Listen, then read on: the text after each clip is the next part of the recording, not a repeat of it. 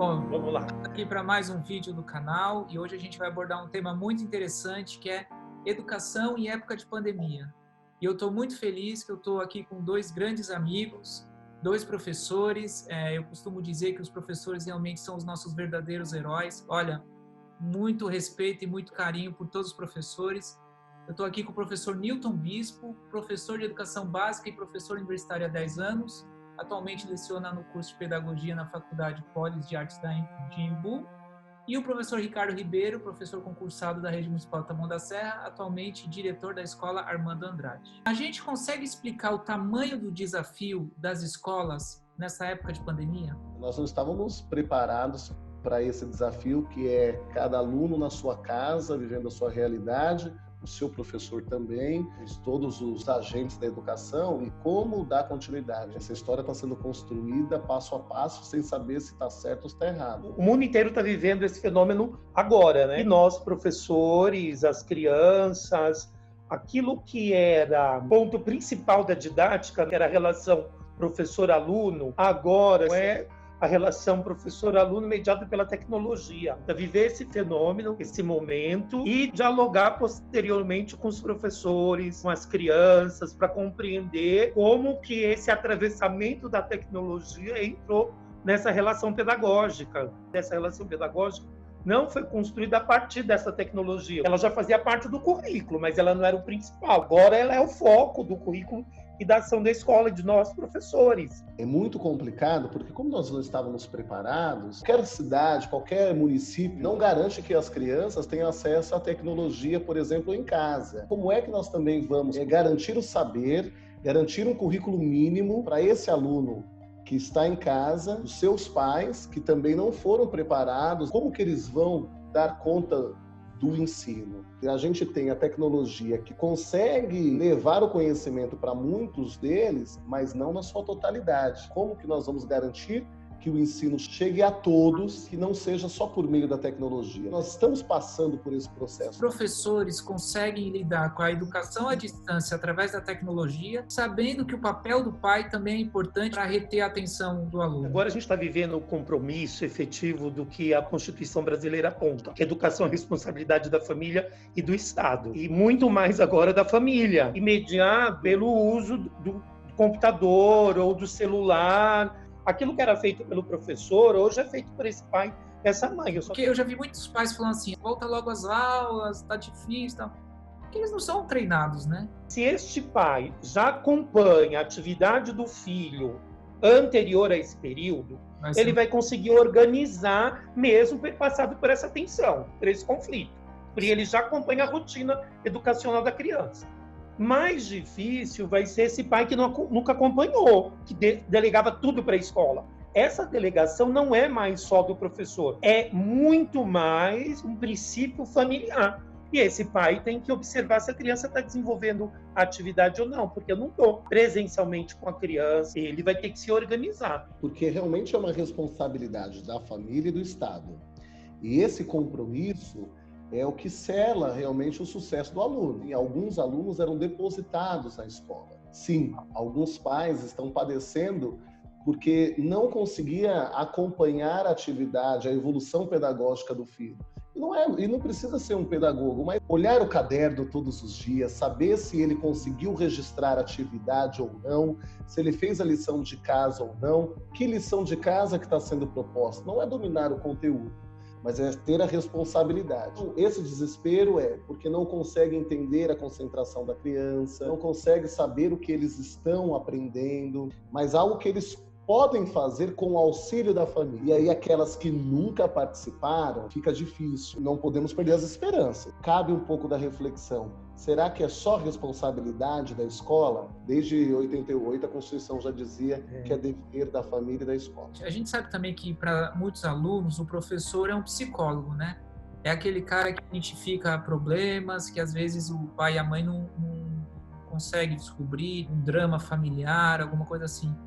Nesse momento de ensino à distância, é possível o pai ali do lado perceber algo que está errado ali? O professor não é só um psicólogo, é o assistente social, é o enfermeiro, é o médico, é o juiz, ele é o delegado, ele é uma figura que é muito mais além do que o professor. O ensino de forma remota tem um grande prejuízo, que é aquele acompanhamento com o aluno.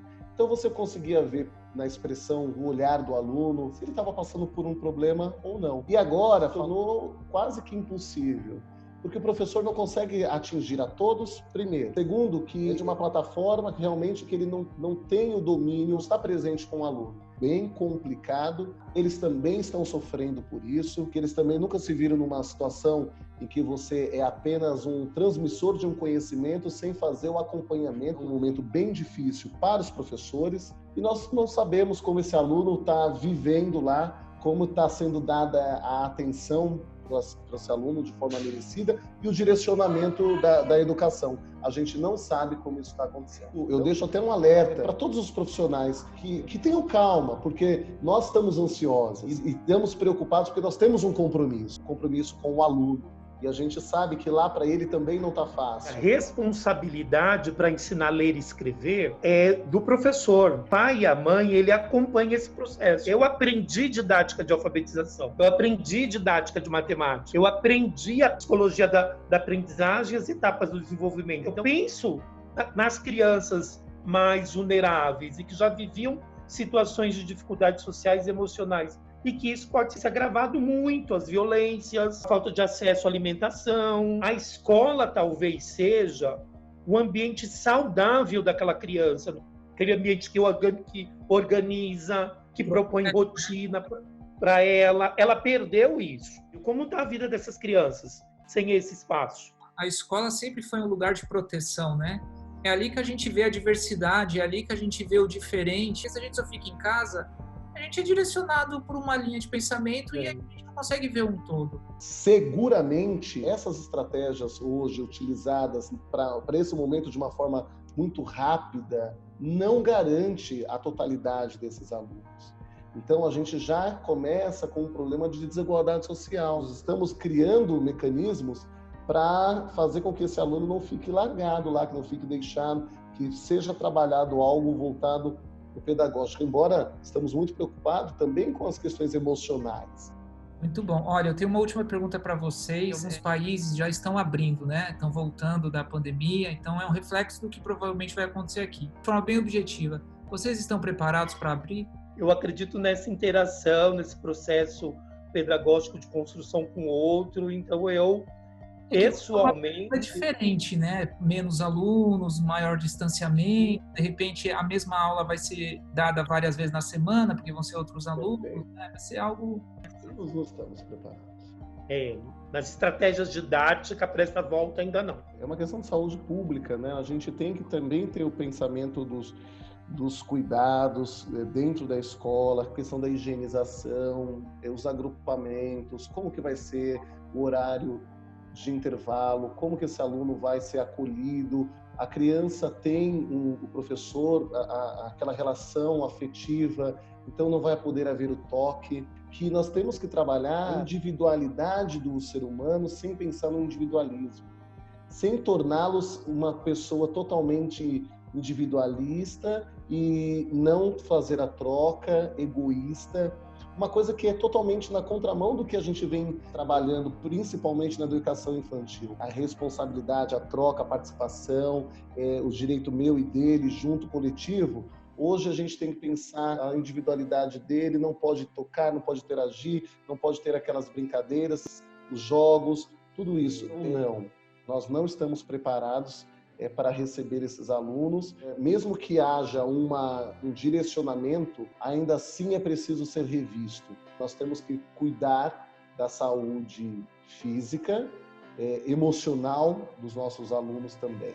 Então, de que forma será abordado essa escola fria, que o aluno chega, não tenha o toque, não pode cumprimentar. No momento que todos brincavam com as mesmas peças, agora como que vão brincar? Eu brinco com as minhas, ele brinca com as deles, eu não posso usar. Nós não estamos preparados. Eu queria uma mensagem final de vocês. Eu acredito que a educação é responsabilidade de todos. E a educação para além dos muros da escola. Nós estamos vivendo momentos em que a gente tem que voltar, dialogar com as pessoas sobre comportamentos, atitudes que valorizem proteja a si mesmo e proteja o outro. Acho que esse é o grande desafio, educação humana, uma educação que faça sentido para mim e para o sujeito nesse novo tempo. Muito bom, professor. Muito obrigado. Ricardo Ribeiro. E eu acredito que estamos no momento de ressignificar. Essa pandemia traz para o ser humano, para o professor, para o profissional, o momento de ressignificar. E chegou na educação de uma forma pesada, mas necessária. É o momento da gente se reinventar. Vamos ressignificar os nossos conceitos, vamos ressignificar o que é prioridade, vamos pensar de que forma nós vamos atingir, mas de que forma continuemos com o nosso compromisso. O que é priori nas vidas e como que nós damos o melhor pensando em todos, de que forma nós teremos a oportunidade de melhorar. Como? Ricardo, você falou uma frase aí perfeita. O aluno vai ficar individualizado, mas ele não pode ser individualista. Vai tocar o coração de todo mundo, porque é verdade. Como é que a escola vai reabrir num contexto que as pessoas vão ficar isoladas? A gente vai aumentar o egoísmo dessas crianças? Não pode. Então vocês têm que se preparar, vocês estão de parabéns. Os professores, todo carinho, mereciam realmente ter uma política salarial e uma política de reconhecimento muito mais efetivo, porque são os verdadeiros heróis. São os heróis sem capas. São os heróis de aventais. E todo herói veste capa. Às vezes é ecologista. Já agradecendo muito o professor Newton, professor Ricardo. E, de novo, os professores são os heróis dessa nação e merecem todo o respeito. E foi isso, pessoal. Muito obrigado a você que assistiu nosso segundo vídeo aqui do canal. Espero que tenham gostado. Se gostaram, deixe seu like. Compartilhe essa página se foi interessante para você. E a gente se vê no próximo debate. Obrigado. Essa pandemia não cresceu o cabelo de vocês, não? Cresce, mas eu tô indo cortar. Eu vou no Mercado Negro. Eu vou no Mercado Negro, lá onde os caras estão trabalhando. Eu não vejo a hora de achar um barbeiro, rapaz. Deus me livre. Eu vou cortar o meu amanhã, inclusive. Eu me atrasei um pouquinho, saí da escola e aí cheguei, nem consegui tomar banho, produzir e tal. Nem cortei cabelo. Tá lindo. Fala, professor. Só um pouquinho, Serginho. De vez em quando, hoje não, a energia falta aqui, cai do nada. Então, se eu sumir, é por conta disso. Só para vocês ficarem sabendo. Ontem não aconteceu, esses últimos dias, mas é uma constante. Só para vocês ficarem sabendo.